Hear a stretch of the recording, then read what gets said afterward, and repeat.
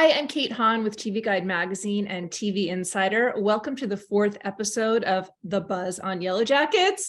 We are speaking with Tawny Cypress, who plays Taisa Turner, and we are here to break down episode 4. Thank you so much, Tawny, for coming on. Thanks for having me. Well, YELLOWJACKETS sure knows how to end an episode, and this one ended with Ty walking in to Van's store, seemingly in the middle of nowhere, and seeing her again for the first time. How is she feeling in that moment? Oh, I think our Taisa, in that moment feels that she has the beginning of the end of her problems. This is the one person who understands her and understands the other Ty. So I think she feels saved. Relief. She feels saved and relieved. Is there any risk, though, to Van? Because this other Ty can be very dangerous. Absolutely. I don't think our Ty cares. I think our Ty is a selfish person and doesn't really care about how it might affect other people. She's trying to save herself. And so she inserts herself back into Van's life. Is it the best thing for either of them? No, it's not. But ebbs and flows, old flames, you fall right back into step. Is she still in love with her? There will always be love. I mean, it was her first love. Those sorts of feelings don't leave. But she is detrimental to Van and Van is detrimental to her. It's not the healthiest relationship, but they need to figure that out on their own. And is this the first time they've seen each other since the wilderness? Not since the wilderness. We went through a lot of discussion about when the relationship ended, how it ended, who ended it. And so we've determined that the relationship lasted past the rescue of the young girls. So a bit after that, they were still teenagers when they broke up for sure. So it's been a long time. They are different people than they were. Well, let's go back to the top of the episode. And in that section that we see the teenagers, and Van is saying to Ty, you've got to talk to Lottie. You've got to figure out what this thing is. And Ty is just vehemently opposed to it. Yeah. And then so has she been, since they got back, just sort of repressing this whole side to herself? Yes. I don't believe that Taisa has seen the other Taisa since her time in the wilderness. And I'm pretty sure Taisa thought that it was gone for good. So it surprises her greatly when this other side of her starts coming out again. And was it triggered by seeing the girls again? No, I believe that it was triggered by her own obsession with perfection. She reached for too much. Her fuck you to the world is, I am going to be exactly who I said I was going to be. Look at my picture perfect life. She got a little greedy. Things have been quiet for so long that she thought she could take an extra slice of the pie by running for Senate. And I think that the stress of that is what really put her over the top. Do you have any idea who this other Ty is? I mean, as an actress, in your head, is it good and evil, light and dark? We had a lot of discussion about the other Ty, from things, from how she holds herself. Is she a feral creature? Is she elegant? To, those sorts of questions. Does she like our Ty? Does she hate our Ty? Is she trying to hurt our Ty? Yeah, I know exactly who this other Ty is. And she, honestly, she just wants to get things done. She has no moral compass. She will do whatever needs to be done to make life better. So yeah, she's a fixer. We'll call her a fixer. To make life better for the Ty that the world sees. That's right. Right. Well, it's been escalating as the episodes have gone on. And this one was pretty crucial because when we see the Ty that shows her face to the world sneaking into the reporter's house, she actually looks, I think, at the other Ty for the first time, makes eye contact with her. Is there any chance there's going to be a conversation between these two? Oh my gosh, could you imagine? That would be crazy. It's, I get to work with such amazing actors on this show. The last thing I want to do is act with myself. So, hopefully there's not going to be too much of that, but you never know. I mean, they go to pretty crazy places on this show. Nothing's off limits for Ashley and Bart. Right. No, nothing is off limits, as we have seen this season. And that's why we love YELLOWJACKETS, because nothing is off limits. Right so on. Is anything off limits for this darker side, hidden side of Tai? Well, I mean, you've seen what she did to her wife. That's probably the worst. That to me, that killed me way more than the whole dog situation last season. I love Rukia Bernard, who plays Simone, my wife on the show. And seeing this other Tai destroying these parts of our Tai's life that she worked so hard to perfect it's not fun, but yeah, we're gonna wrangle that girl. We're gonna wrangle her.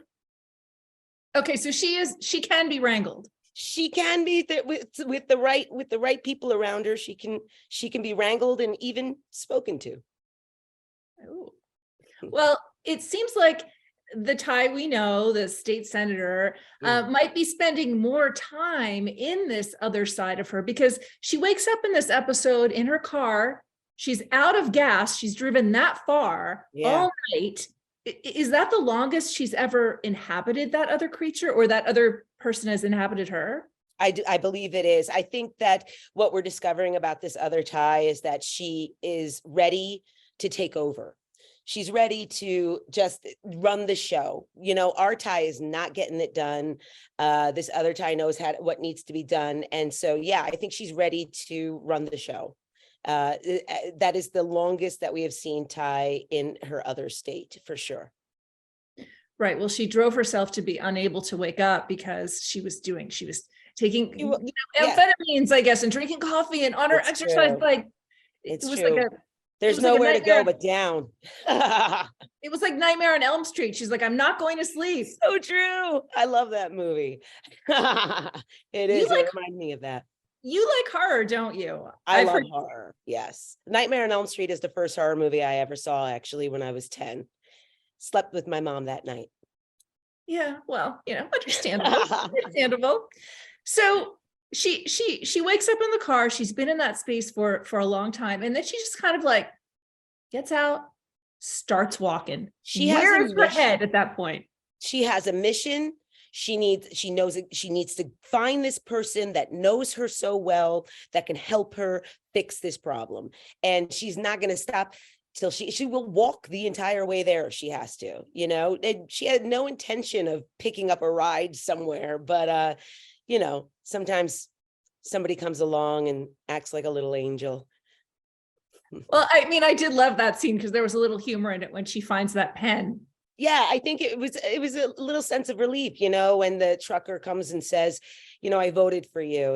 It sort of clicks her out of her daze for a second, and she remembers who she is, so it's a nice little moment of relief for her. It is. Now, I know you've worked with Jasmine Savoy Brown, who plays the teen version of Tai, and you've talked about that. Did you two discuss anything different for this season or this particular episode of how you would play off each other?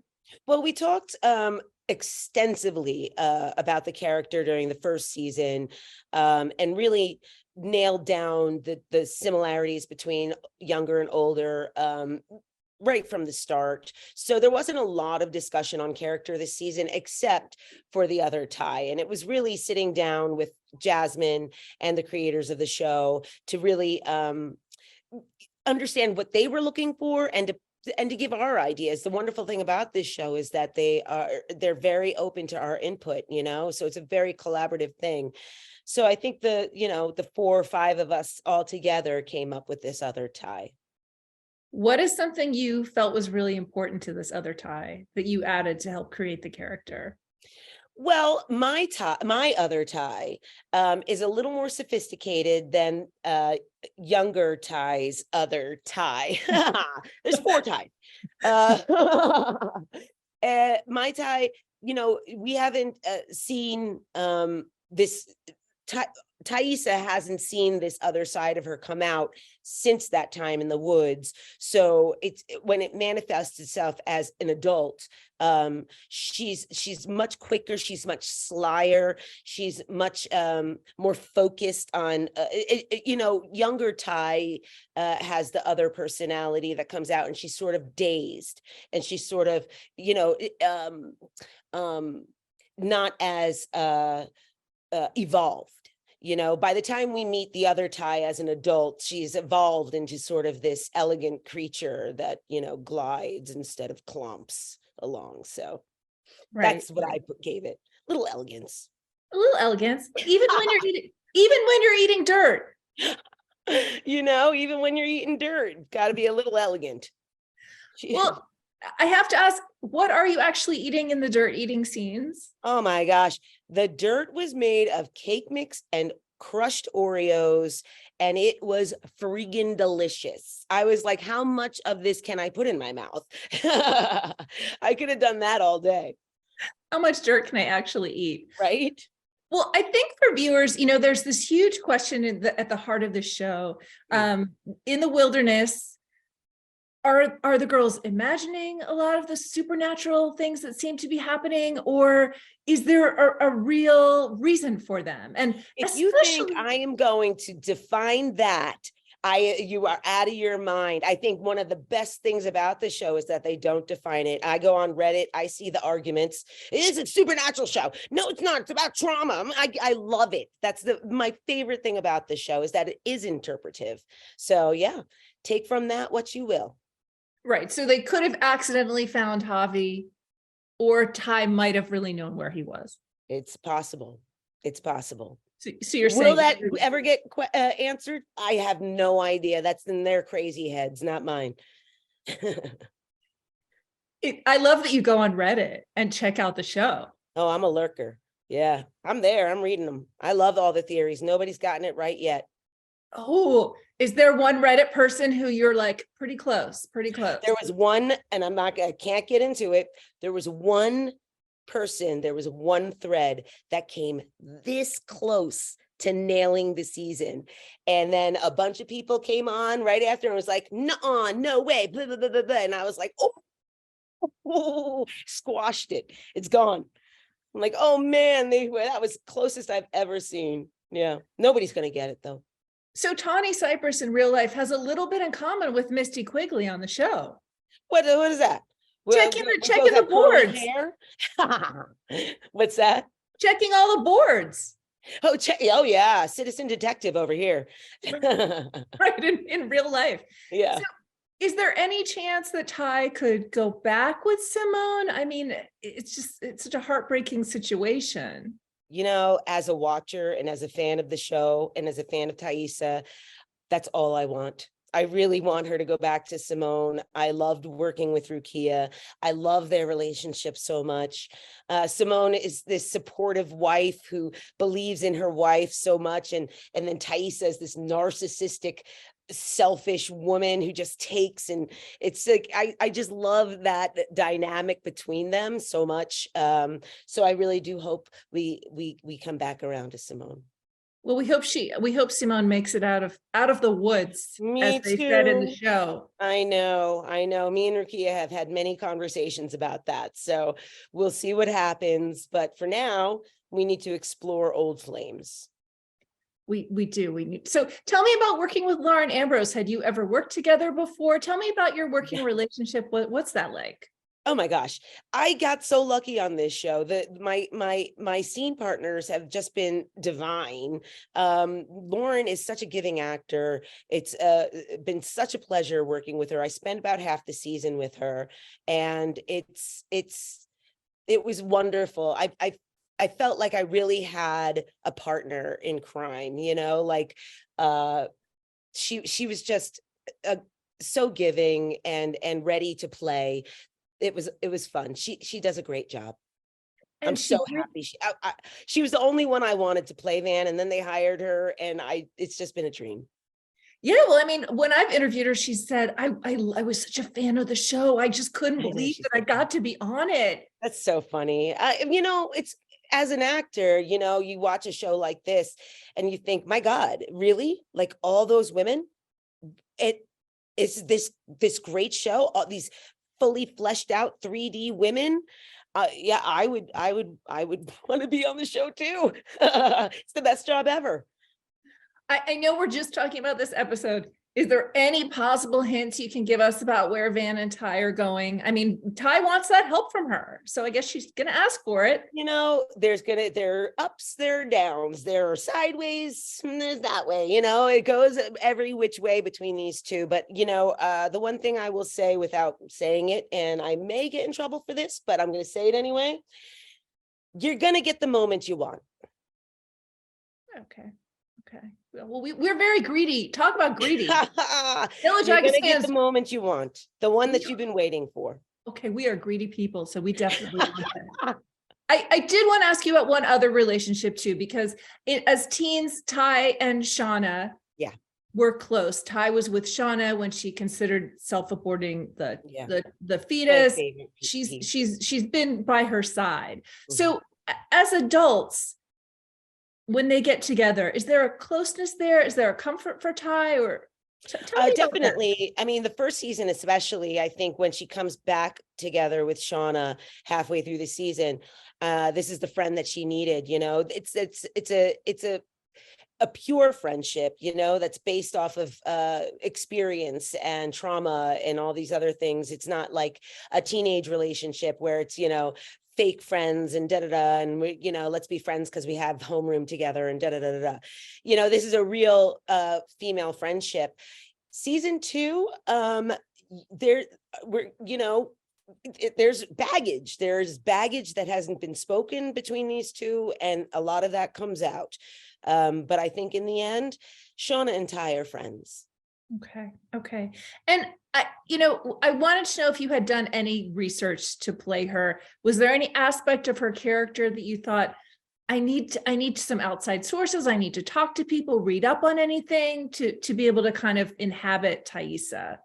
No, I didn't want to do something that was you know, textbook dissociative state or a disorder of some sort. I don't think it's my place. And I don't think it's this show's place to portray something like that. So I do like to keep it. If I were looking at it, as a fan of the show, I tend to lean toward the supernatural qualities, you know, of what's going on with Taisa. But, you know, in not doing that sort of research and nailing it down, it gave us a lot of room to play with this other Taisa and what she is and what she's about. And it's the closest I've ever been in my career to being like a kid playing dress up, you know. It was just pure fun. Can you talk at all about how you shoot those scenes? You know, I'm sure you have like a stand-in or some things for your eyeline. Yeah. Can you talk about that? The scene that we saw where she has that fractured reality and she sees the other Ty. Talk about shooting that. How does that go? It's very technical. Yeah, there's a lot of faith that you have to put in the director and the writers that they know what they're doing, because all I can do is act, you know, and it's piece by piece. You get through the door as our Taisa, you stop, then you come back through the door as the other Taisa. So it's very piece by piece by piece. I had a wonderful stand-in who would just watch what I was doing and repeat it as on the other side, so that I always had something to look at or somebody to be there with me. Yeah. So it wasn't like I was acting to air, which was nice. And then there are the mirror reflection ones. Yes. Which were so creepy the first time I saw that. I know, it came out really cool looking, for sure. Have you seen it, the way that plays? Yeah, it looks really neat. I'm pretty excited about it. Like I said, I have faith in these people. They haven't done wrong by me yet. So it's easy for me to just say, okay, how are we doing this? Okay, that makes no sense to me, but let's do it. But yeah. I do want to ask you, do you have a favorite Taissa scene so far? My favorite Taissa scene is the younger Taissa helping Shauna in the woods. I think that not only is that just a heart-wrenching moment, and a real moment of true friendship and true giving of yourself. Because the younger Taisa, although she's a type A personality, she doesn't have the narcissism yet that the older Taisa has. So she gives of herself so much more to the other girls, you know. But also just the social commentary of that moment, you know, it means a lot to me. So that's absolutely my favorite moment of the entire show. Yeah, we really see what women go through in this show. Yeah. Yeah, it's tough. And what friendships are like. And Yeah. Yeah, that's what I love about it, is that, you know, there's all this trauma that these girls have gone through, but it's not like a box, you know, it's not like this lady in trauma, you know, it's like 8 different shades of trauma, you know, that we're all trying to process what happened to us. And it's beautifully done. It's absolutely wonderful to watch. well, that's a great way to put it. Tawny, Mm. Cypress, thank you so much for speaking with me about episode 4 of Yellow Thank Jacket. you so much for having me, and enjoy the show. It's a ride.